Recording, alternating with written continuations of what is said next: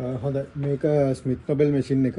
මේක සාමාන්‍යයෙන් මැෂින් එක රෙඩි වෙන්න මේක අපි ඔන් කරාම මේ විදියට ලයිට් එක බ්ලින්ක් ඔෆ් වෙනවා. මෙයා 1 මිනිත් වෙනකොට සාමාන්‍ය ලයිට් එක රෙඩි වෙනවා. ඒ කියන්නේ හීට් අප් වෙලා මැෂින් එක රෙඩි වෙනවා. එතකොට මේකට පුළුවන් හොප එකක් එනවා. බීන් හොප එකක්.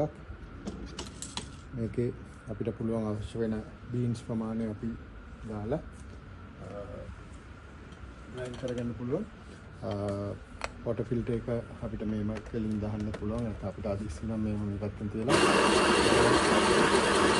ග්‍රයින්ඩ් කරගන්න පුළුවන්. මේ ග්‍රයින්ඩරේ ප්‍රමාණය මදි නම් ඒ කියන්නේ මෙතන පුළුවන් අපිට ග්‍රයින්ඩ් වෙන ගමන් මේකට තියෙන ඇඩ්ජස්ට් කරන්න. ෆයිල් කරගන්න, පෝස් කරගන්න මේකෙන් පුළුවන්. ඒක අපිට අවශ්‍ය ප්‍රමාණය ආවන් පස්සේ අපිට මේ විදිහට තමයි කොෆි එක එන්නේ නේ.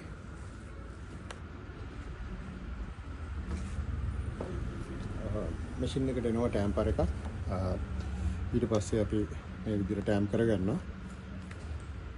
ලොකු ප්‍රෙෂර් එකක් දෙන්න ඕනේ නැහැ. මොකද මේක මේ බාස්කට්ස් අවිල්ලා ප්‍රෙෂරයිස් බාස්කට්ස් නිසා ලොකු ප්‍රෙෂර් එකක් දෙන්න උවමනාවක් නැහැ.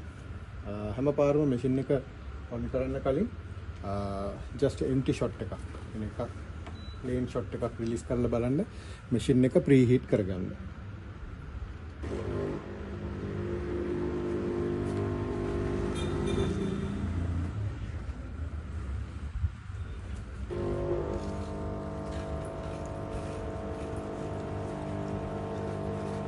ඔන්න ඔය විදිහට මැෂින් එක ප්‍රී හීට් කරලා ඊට පස්සේ අපි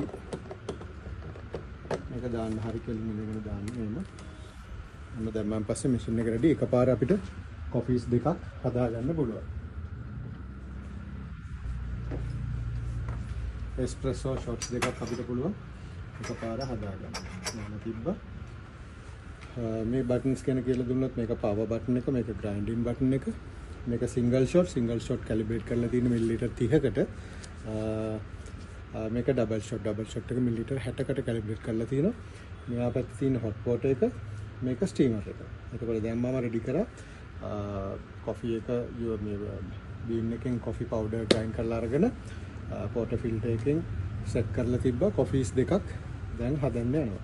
දැන් මේක තියෙන මේ ඩබල් ෂොට් එක මිලිලීටර් 60. එතකොට මිලිලීටර් 60 ප්‍රෙස් කරාම මෙයා රිලීස් කරනවා ෂොට්ස් දෙකක් එකවර.